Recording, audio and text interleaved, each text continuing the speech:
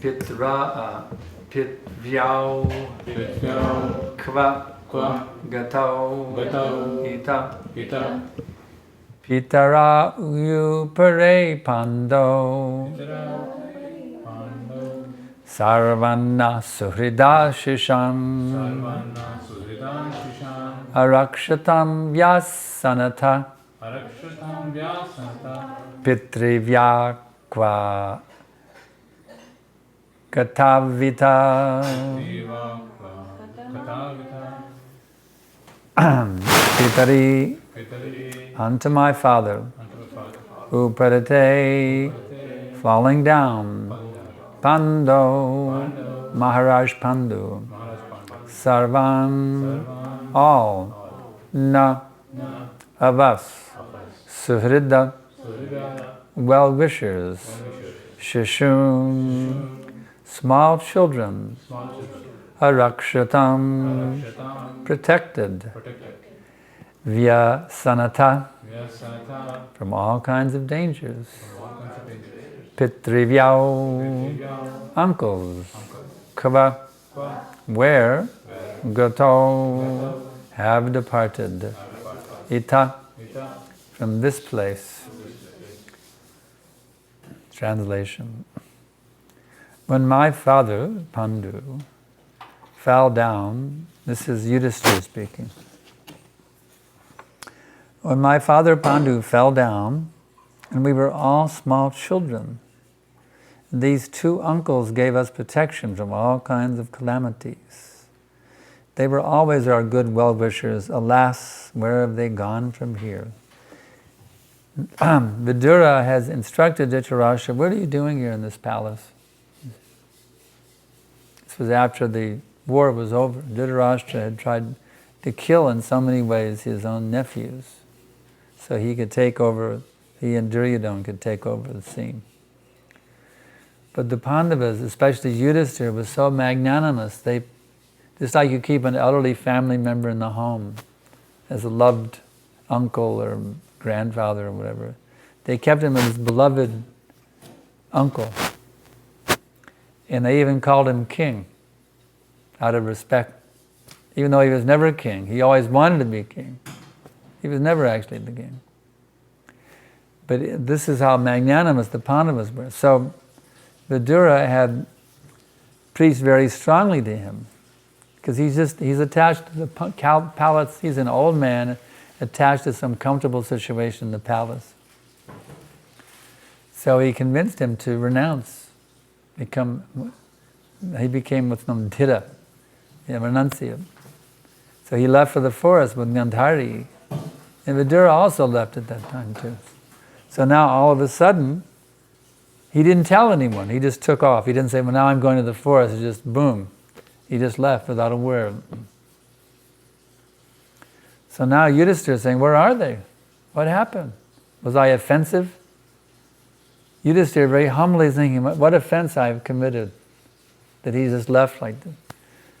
This is the great magnanimity, the great humility of Maharaj Yudhishthira. So now he's lamenting, where have they gone?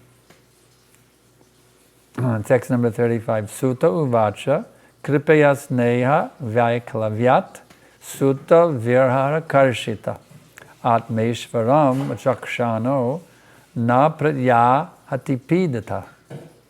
Sutta Goswami said, because of compassion and mental agitation, Sanjaya, not seeing his own master, Dhritarashtra, was aggrieved and could not properly reply to Maharaj Yudhishthira. So this question obviously then was asked to Sanjaya, who was the servant of Maharaj Dhritarashtra.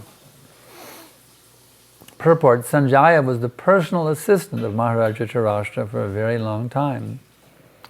And thus he had the opportunity to study the life of Dhritarashtra. And we saw that at last Dhritarashtra had left home without his knowledge. Its sorrows had no bound. He was fully compassionate towards Dhritarashtra because in the game of the battle of Kurukshetra, King Dhritarashtra had lost everything, men and money, and at last the king and queen had to leave home in utter frustration. He studied the situation in his own way because he did not know that the inner vision of Dhritarashtra had been awakened by Vidura, and that therefore he had left home in enthusiastic cheerfulness for a better life after departure from the dark well of home. Unless one is convinced of a better life after renunciation of the present life, one cannot stick to the renounced order of life simply by artificial dress or staying out of the home.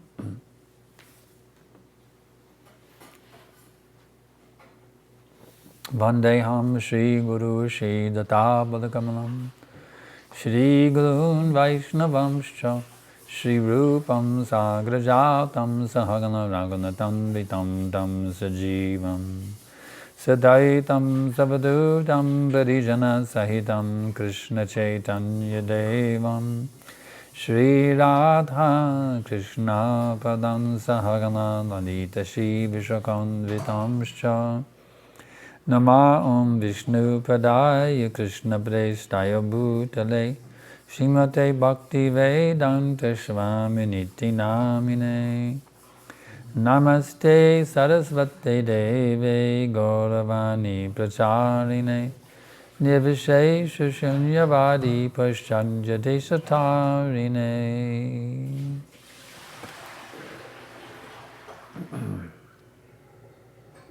So Sanjaya was thinking that they had left home in frustration. He didn't realize it was ecstasy, Dhritarashtra's ecstasy, not his frustration. So this is very significant. It's like when people take up Krishna consciousness. People think, well, he was so frustrated, just a miserable person, so now he's just like punishing himself out of frustration by taking the Krishna consciousness. Why he's not like all the other youth, running after women and money, you see. Why is he taking to this renounced life? They misunderstand. This is Sanjaya is misunderstanding. People misunderstand. They don't realize that this is devotees take to Krishna consciousness because it's the sweetest nectar. It's not that we're giving up enjoyment. We're increasing our enjoyment millions and millions of times.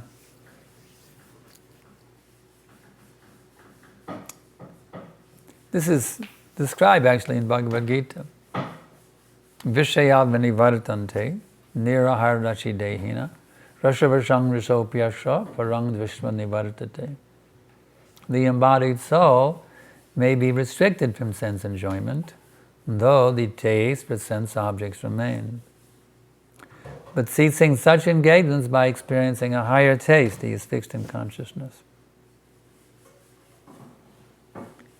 So if one just artificially renounces, this material world is false, like the Mayavadis, they say, that this material world is jagan mithya, this material world is false, mithya, you see. I have nothing to do with it, it's simply false. Out of frustration, you see. So this is an artificial position. It can't be maintained.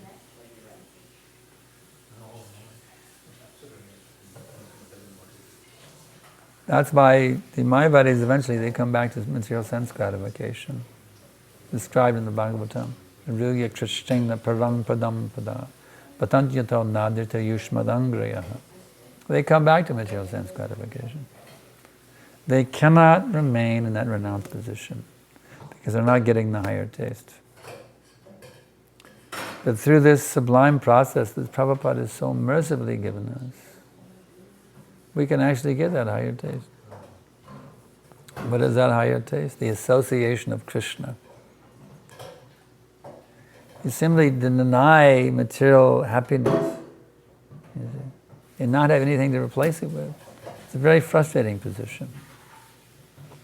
But when you actually get Krishna, the association of Krishna in the form of his name, in in the form of the deity, in the form of the spiritual master, in the form of the Vaishnavas, in the form of the holy Dham, in the form of the holy Bhāgavatam and the holy Gita, in the form of holy devotional service. I get to associate with Krishna 24 hours a day, you see, in so many ways, relishing the nectar. And we were reading just the other day that by this process, that day will come when Krishna will say, "Here I am," he will fully reveal himself to the devotee.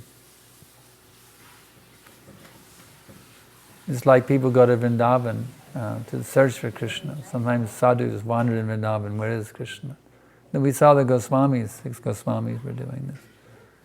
Where is Krishna? Hey Radhe Vrajadevi Ke Chalali Te Nanda Suna Kutaha. Where are you, son of Nanda Maharaj? Where are you, daughter of King Vrishabhanu? Are you on Govardhan?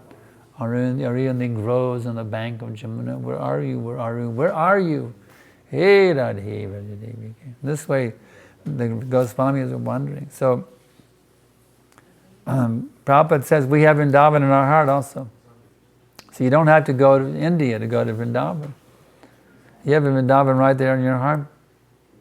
And you can search for Krishna in the Vrindavan within your heart. Prabhupada explains this.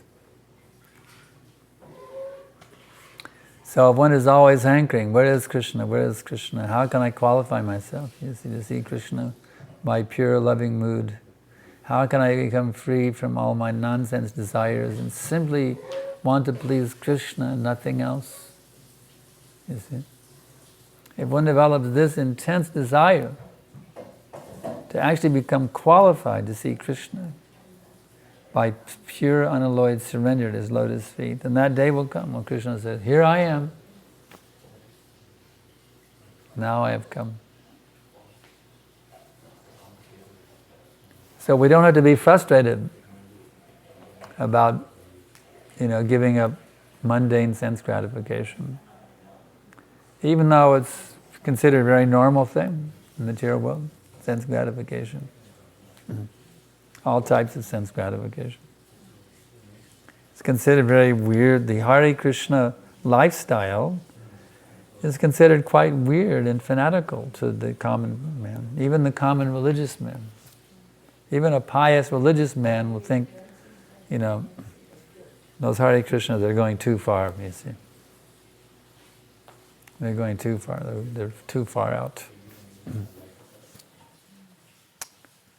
But actually, that is this is Sanjaya's misunderstanding. That is simply their misunderstanding. We are giving up material sense gratification, as Prabhupada says here, in enthusiastic cheerfulness. That is our position. Why drink poison when you can drink nectar? You see, material sense gratification is poison. It's drinking poison. Why drink poison when you can drink nectar? See what I'm saying? So Krishna consciousness means to drink nectar 24 hours a day. Pure bhakti is the sweetest nectar.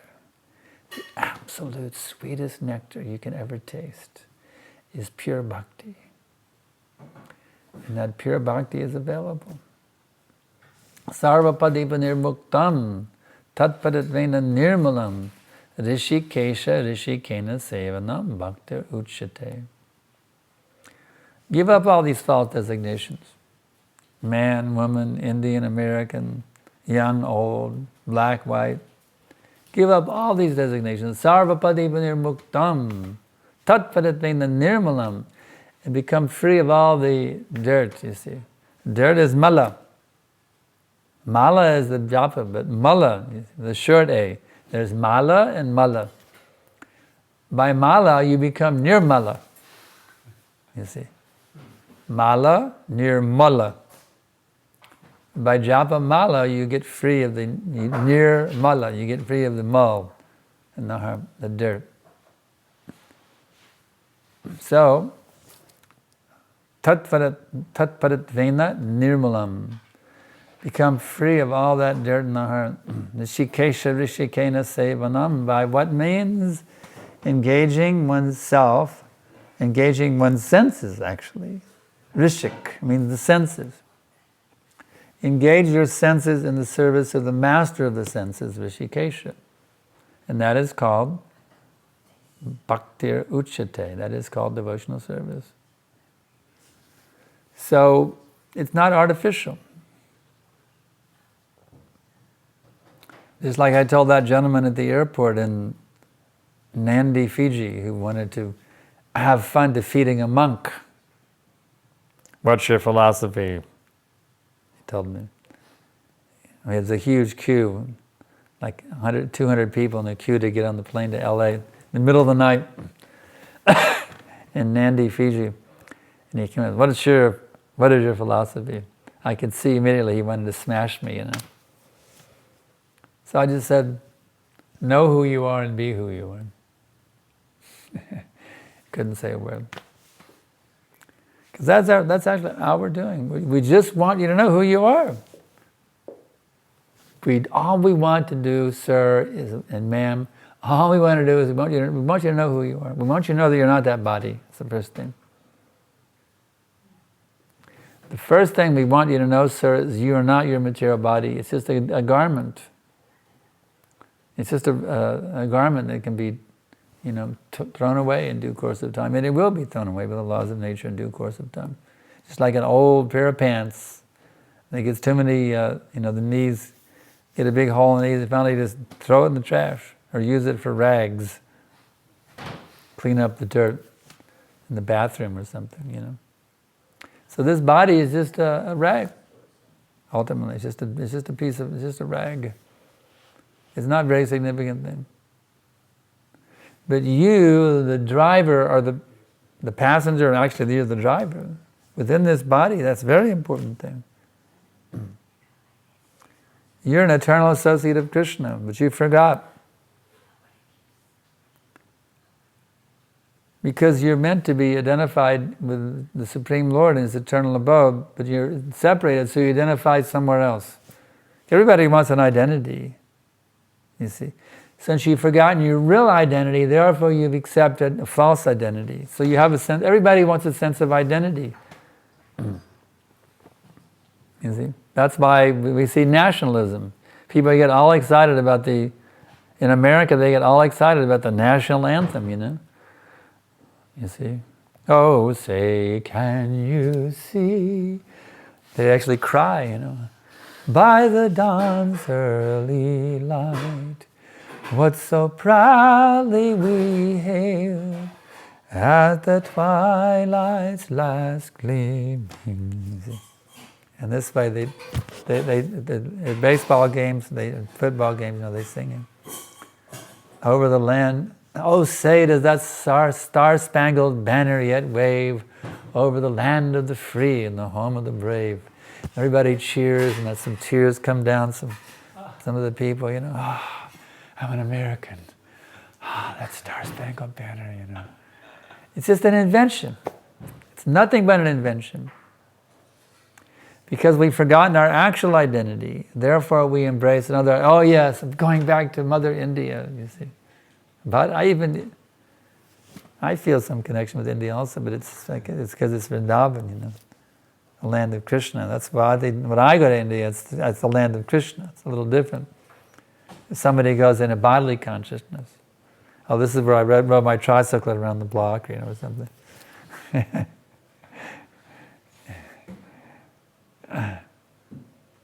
So, that tendency to want an identity is natural.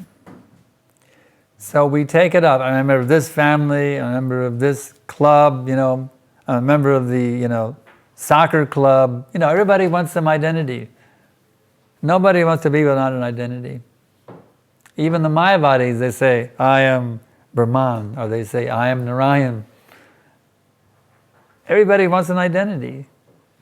That's a natural thing. So you have to find the real identity. A false identity will not satisfy you. You may satisfy for some time. I remember when I was a college kid, for 2 years I couldn't decide on a major because they never told me who I was, you see. So finally I think, well, it's so miserable here in the material world, at least I go into drama, maybe I can forget about the misery by going into the make-believe world of theater. That was my idea. So now I had an identity. I remember walking every day to the UT campus down to the drama school, down San Jacinto Boulevards. I had a little song. Phone, baby, telephone. I was singing, I'm going to be an actor, an actor, an actor. A little song. I've decided to be going to theater and become an actor. Is that Bob? No, answering machine is your call is forwarding to your phone, a mobile phone. Who? You weren't able to answer it? Your phone is, after one ring, it's forwarding to your mobile phone. Oh, okay, so we lost the call. Okay, we got to fix it then. So, that for a short while I was pretty happy. Wow, I'm going to be an actor. I have an identity now, you see. But then some of our graduates came back to tell us what it was like in the real world of theater.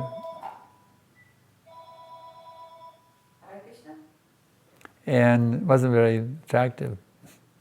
So now, finished. So I had to go on a long identity search for identity, and I never was satisfied until I found Prabhupada. You see.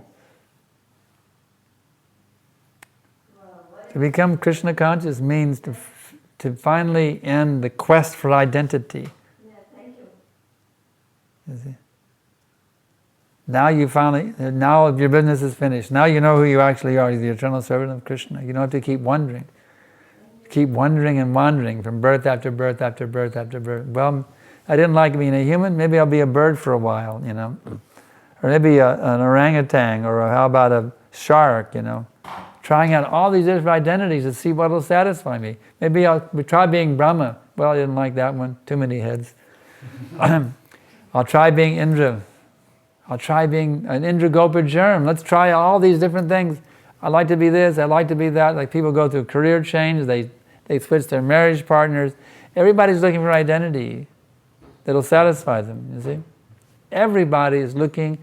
I didn't like being, just like our Mataji's cataract surgeon. He was an engineer, he didn't like being an engineer. He thought, I'd like to be a doctor better. He thought, well, I'll be a pediatrician. So he tried being a pediatrician, so the parents were too much to deal with.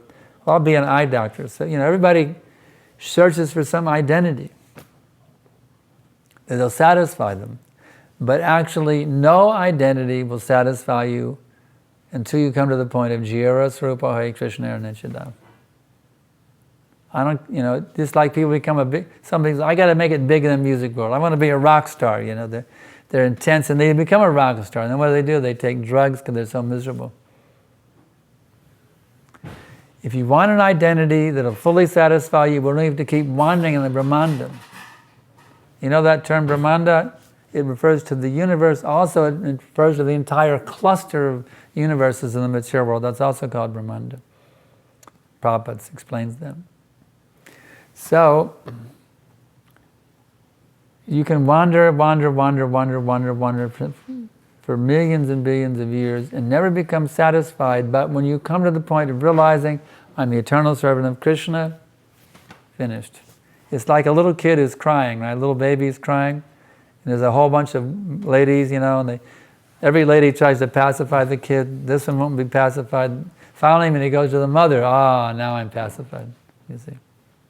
When the kid comes out to the lap of the mother, oh yes, now I'm satisfied. So all these false identities is like another mother, not your real mother. You see what I'm saying? You come to your real mother, then you become happy and satisfied. Oh, now I'm back with mom. You see? So Krishna is actually mom.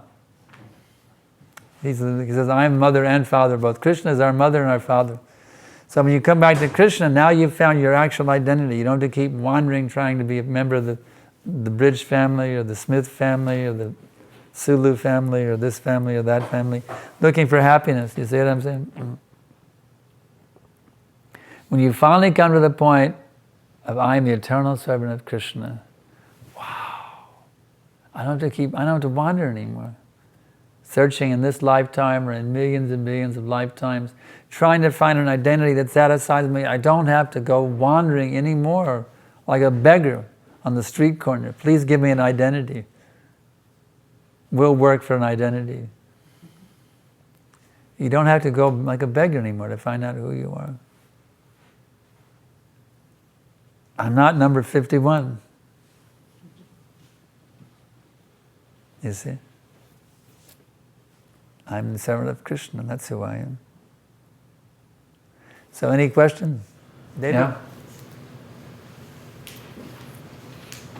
King Dhritarashtra was acting very bad with Pandavas, but they don't see it. How they can be so good with him and don't? Especially Yudhisthira. Now Bhima was a little bit different mood, but he was fully surrendered to Yudhisthira. Bhima was like, I'm going to get him, I'm going to get him for what he... Bhima was always the aggressive type. Yudhisthira was this very transcendental, forgiving type. But Yudhisthira was in charge, and the other boys, Pandava boys, they surrendered to Yudhisthira and followed whatever he said. So Yudhisthira especially was the most humble, pious, king you could ever imagine. Prabhupada actually talked about this mood of Yudhisthira in a few purports ago. How he was so forgiving.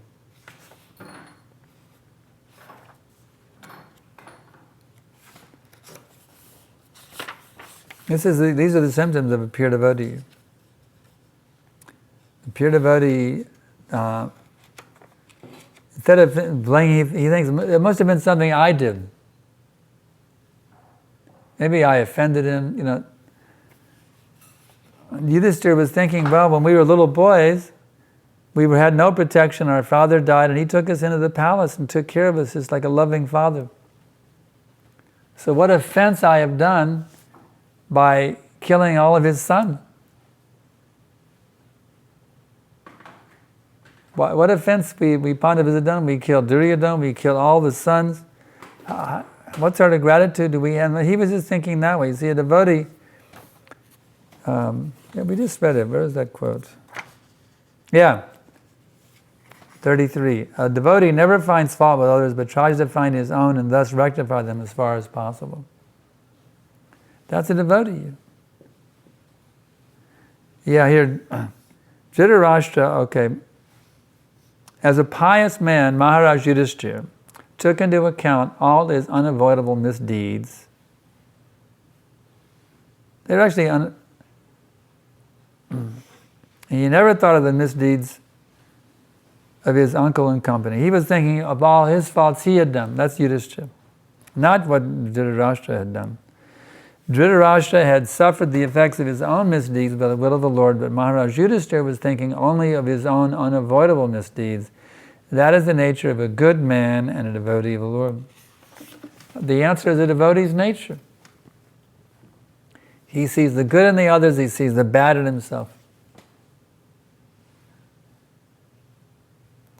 So one who sees the bad in others and the good in himself, he's not a devotee, he's karmi. So if we find ourselves doing that, thinking, yes, I'm pretty good, and this other devotee here, he's pretty bad, we better check ourselves, you see. Better check ourselves. We're getting off the track. A devotee thinks, I'm bad, and these others are good. Of course, that's the mood of the Uttama Adhikari. As we are aspiring for the Madhyama Adhikari position. We can't artificially jump to the Mahabhagavat position, Uttama Adhikari position. As neophyte devotees, we are meant to bring ourselves to the Madhyam platform, where we do make distinction. Here's the Supreme Lord, here are the Lord's devotees, here are the innocent people that I can cultivate in Krishna consciousness, and here are the demons who don't waste time with them, they're too inimical. You see, the devotee makes these four distinctions, Madhyama Adhikari. So on our level, that's how we should function.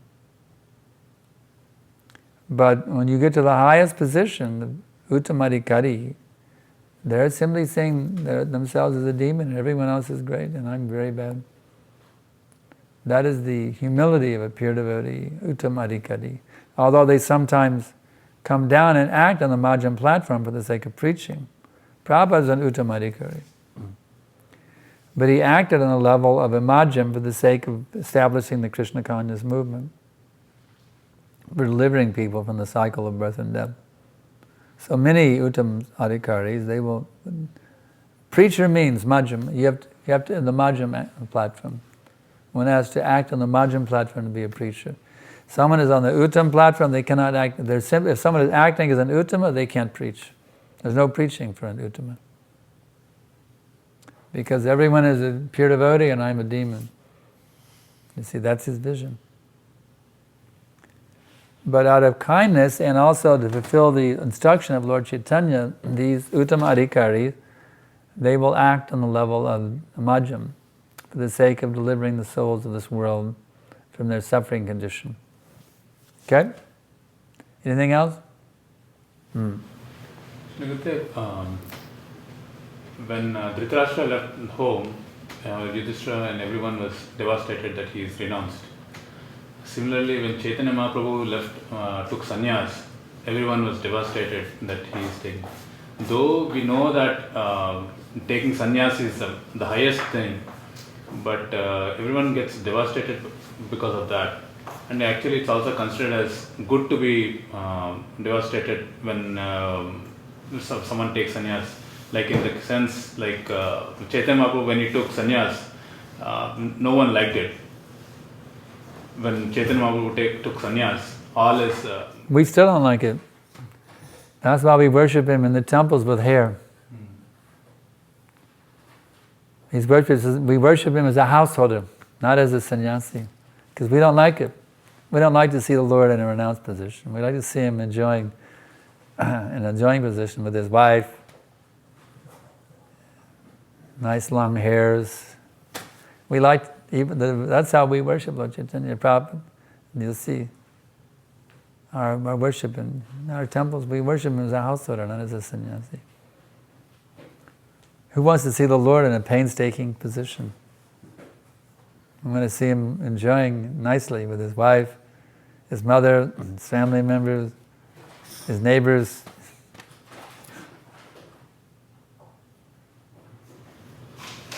So this seems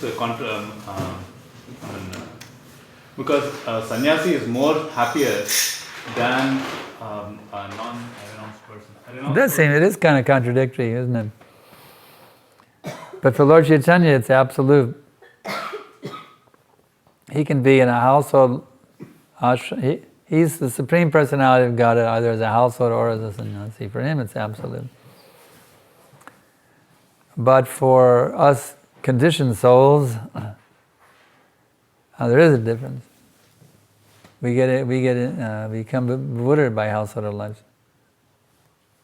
Of course, if one is a pure devotee, there's no distinction, there's no difference. Just like Bhaktivinoda Thakur, he was not bewildered by householder life. If one can make one's home as an ashram, a place of spiritual cultivation, not a place of, material recreation, then he is as good as Uttamadhikari. Prabhupada actually one time said that my householder disciples, they are paramahamsas. They are in the highest stage of sannyas. That means those who are strictly following and never deviate, obviously. Many couldn't maintain it. But Prabhupada said like that. So, in one doesn't, actually in this age, sannyas is forbidden. But one still can take it for the sake of preaching. The point is that you have to either be a sannyasi or be a householder like Bhaktivinoda Thakur. That's the point. You see? Preaching. Bhaktivinoda Thakur was fully... And Prabhupada's father also was a pure devotee, although he wasn't a preacher. He was always doing puja. He was a cloth merchant, but he'd come home. Prabhupada said even though he had a cloth business, Prabhupada said his real business was puja. He was always doing puja.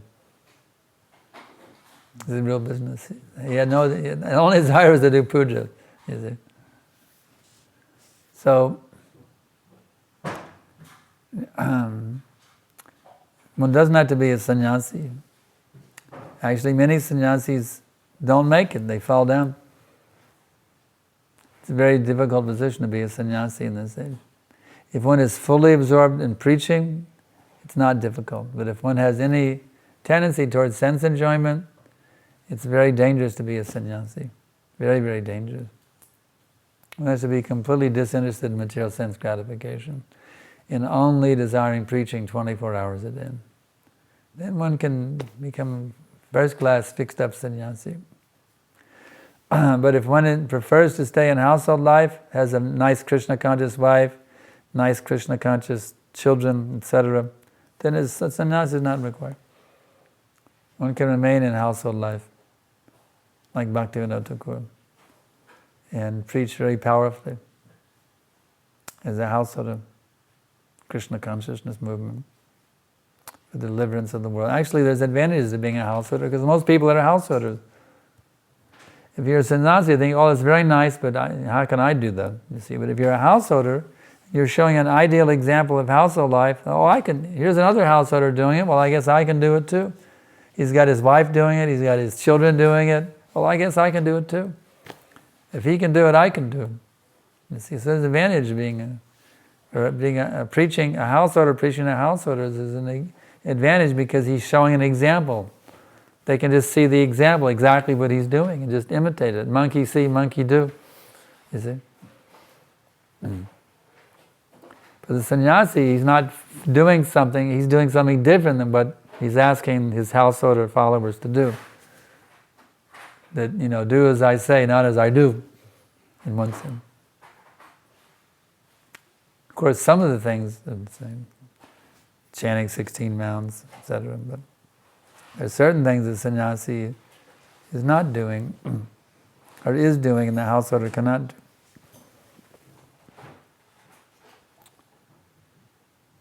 Okay?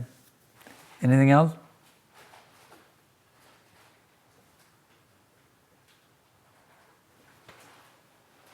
Yeah. Shri Gurudev, in the quest for our identity, there's we might act in devotional service under the guidance of seniors and authorities, and we might be meditating on I'm a servant of Krishna. That I'm a servant of Krishna. Yes. But will we be fully satisfied until we know exactly our service to Krishna eternally? And how do we go from just that theoretical to the awakening? The question is, can you be satisfied even before you realize your Swarup? And the question is yes.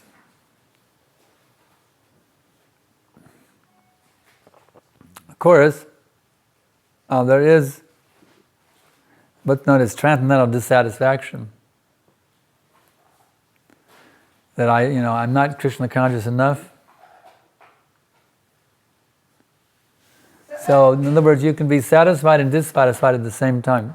Transcendental dissatisfaction is the most satisfying feeling. That I am not Krishna conscious enough. I'm dissatisfied with myself because I am not Krishna conscious enough. That is a wonderful feeling because it's very satisfying. It's pure. Even the pure devotee, he feels, I'm not Krishna conscious enough. I haven't realized enough about Krishna. I haven't realized enough about who I am even. All that also. So yeah, actually as soon as you take the order of your spiritual masters, your life and soul, then you're completely satisfied. Even as a neophyte devotee, a new initiate, you see. As soon as you take your spiritual master's orders, your life and soul, complete total satisfaction. But within that complete total satisfaction, there's a dissatisfaction that I am not Krishna conscious enough. And the more you feel that dissatisfaction, the more you become satisfied. Does that make sense? The more you're dissatisfied that I'm not Krishna conscious enough, that is a very pure transcendental feeling. And the more you feel dissatisfied with your lack of Krishna consciousness, the more you actually become satisfied. So please, I want you to be very, very dissatisfied that I'm not Krishna conscious enough. Don't be complacent. You have to feel the urgency of awakening the pure bhakti within your heart. It's like a businessman. He's very satisfied with all of his money. It's great, I got a Rolls Royce, I got this, I got that. But is he satisfied I have enough money? No. I'm only the second richest man in the whole world. I need to be the first richest man, you see? A millionaire, he's so satisfied. I got a huge mansion out on Lake Austin. I have servants. I got a Mercedes. I got a helicopter. I got a Learjet. I'm really satisfied with all that. Still, I'm not satisfied. I'm not wealthy enough. So in the same way, a devotee, he's got so much nectar. He's got the holy name. He has a guru. He has devotee associates. He has nice service. He's completely in bliss with this wonderful lifestyle that's come by the mercy of Prabhupada and Guru and Vaishnavas. He's completely blissed out, but still he's feeling, I got to become more Krishna conscious. I'm not Krishna conscious enough. You see, I haven't seen Krishna yet. It's like, I'm very happy as a devotee. I've been tasting the bliss for 42 years, you see. But Prabhupada told me in one letter when I was a young brahmachari, he said, if you engage 24 hours a day in the service of Krishna with full sincerity of attitude, that Krishna will personally come and answer your questions. Well, that hasn't happened yet. And I'm not very satisfied about that. I'm dissatisfied that I haven't done what Prabhupada said I could do. I haven't done it yet. I haven't reached that level where Krishna is personally coming to me. Of course, he's there in the form of Prabhupada, in the form of the books, in the form of you all who are representing Krishna. In many ways, Krishna is present. But Prabhupada talked about personally coming and answering my questions. So I'm dissatisfied. I'm completely blissed out. At the same time, I'm very dissatisfied. Does that make a little sense? Because I haven't seen Krishna face to face yet in this lifetime.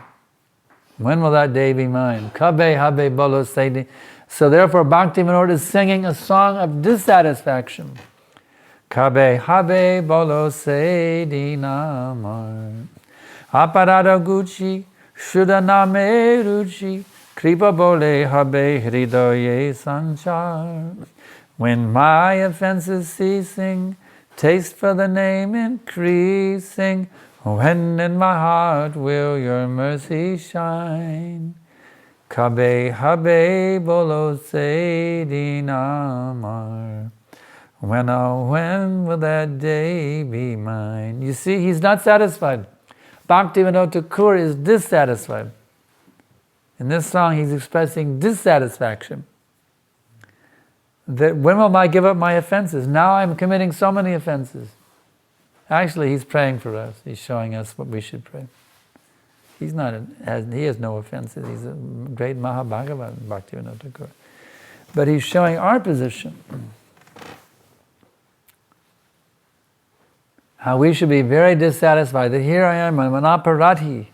I'm offensive. I'm very offensive. And when will these offenses go away?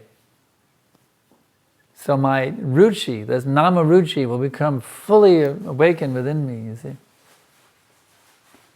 So the more you can become dissatisfied, the more you become satisfied. So please, please, become very, very, very, very dissatisfied with your level of Krishna consciousness. Just like a millionaire, I'm only a millionaire, a tiddlywink millionaire. I'm not a billionaire yet. I only got $5 million, it's like pocket change, compared to these billionaires. He's Doesn't feel good. I mean, I can't even rub elbows with the billionaires. I can only rub elbows with millionaires. You see? I mean, I go to Washington, the president doesn't want to see me. I'm only a millionaire.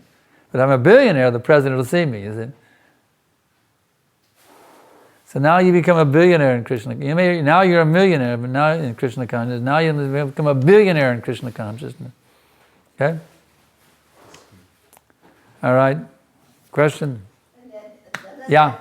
Doesn't that depend on someone wanting to achieve the goal? Depends on? One wanting to achieve the goal. Yes, you have to have an intense desire to achieve pure bhakti. Of course, it also depends on mercy. You have to come in contact with the pure devotee of the Lord. Because the desire alone is not enough, you have to have mercy also.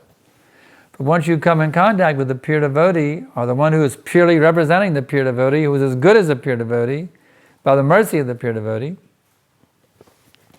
you have to take advantage of them. You have to take advantage of it. Yeah? One would take advantage only if they want to achieve the goal. Yes. There are 4 reasons that people come to Krishna consciousness. You see, Chaturvidha bhajante mang janakriti tinarjuna arto jagasya artati jnanicha bharatarshava. O best among the Bharatas, 4 kinds of pious men begin to render devotional service unto me: the distressed, the desire of wealth, the inquisitive, and he who is seeking knowledge of the Absolute. If you keep one of those 4 things going in your heart, that's an impediment for your awakening pure bhakti.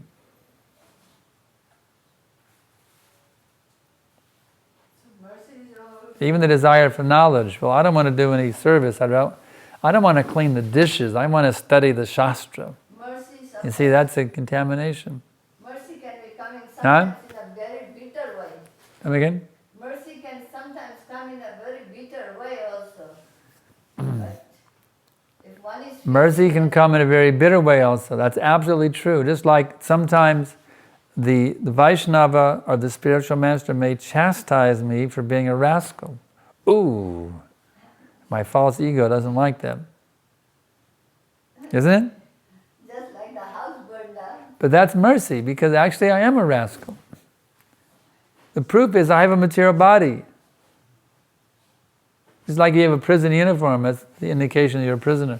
This is your prison. You got a prison uniform. You ever seen the inmates with the striped universe? The striped suits in India, they still have striped suits. I don't know. Here in America now they have different colors. They gave up, they have different fashion here for inmates.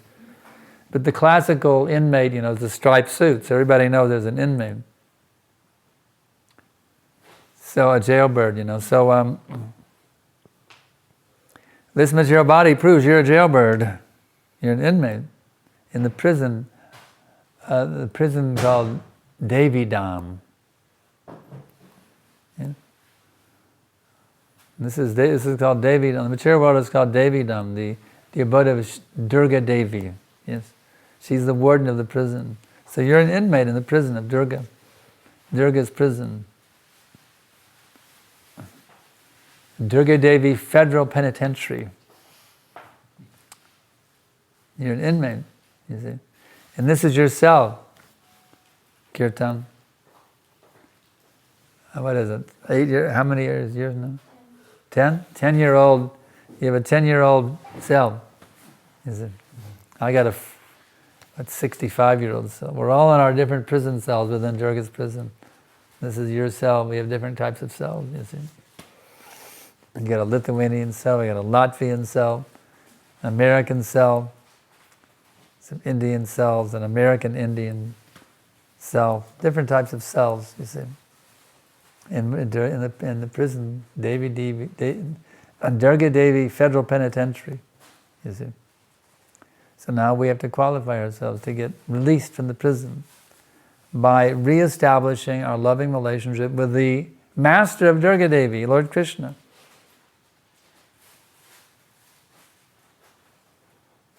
You see?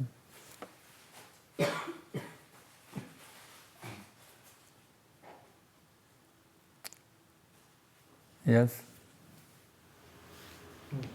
Bhima was different mood than Yudhishthira, but he was also pure devotee.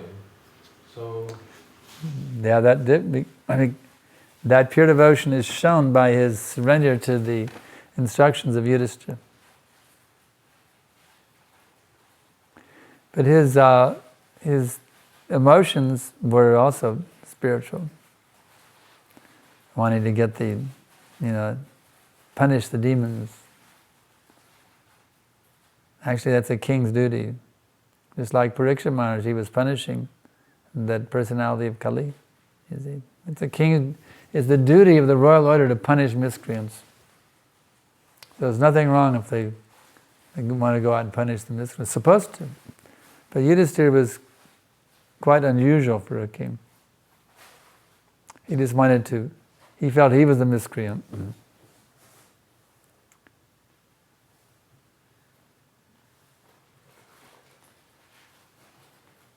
Did that answer your question? The most amazing thing, I find it in that purport, and another purport also of this Dhritarashtra and Vidura. Vidura acted as spiritual master, and at that time, in a distress condition, Dhritarashtra, taking the instructions of the pure devotee or the spiritual master, and followed that to achieve the goal. What was the last sentence? Dhritarashtra was the king, but he took the instructions of quitting the home by instruction from Yudhishthira. He took the instruction to leave the home. Yeah.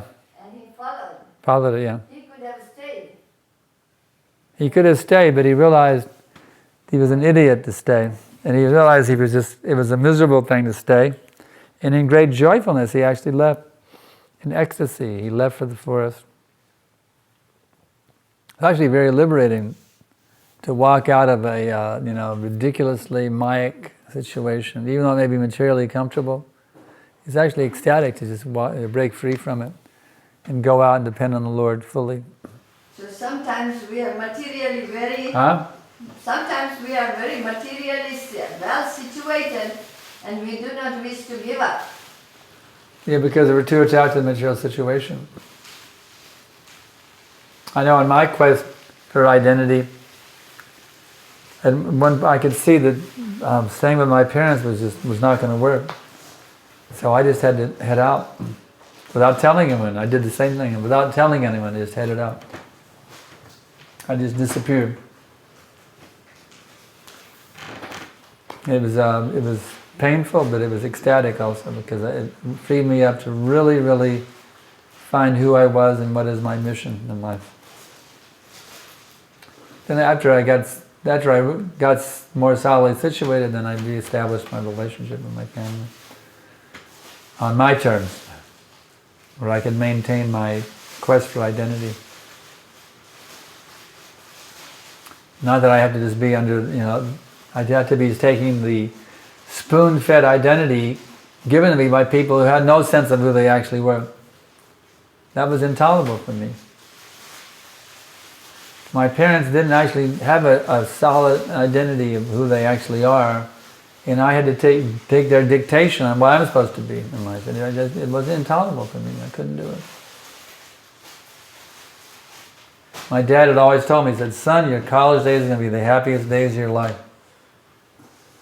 So I believed him. All right, great. Looking forward to college, man. I remember the day he dropped me off at Austin College up in Sherman, Texas. Like I could feel it all the way down to my gut, this wrenching anxiety. And now I'm kicked out of the nest. And now these are supposed to be the happiest days of my life. So I went back for a break. I said, "Dad, I'm really depressed." He said, "Don't worry about it, son. It's just a phase you're going through." But he couldn't tell me. He couldn't actually it's true in one sense. It was a phase until I found Prabhupada. It was a very long phase. I mean, his sentiments were good, but his knowledge was zero. His sentiments were very nice. He's a pious, very sweet, pious man. I appreciate my dad a lot.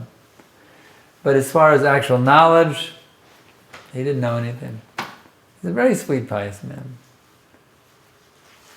And he was very happy when I became a devotee. He glorified my decision in many ways.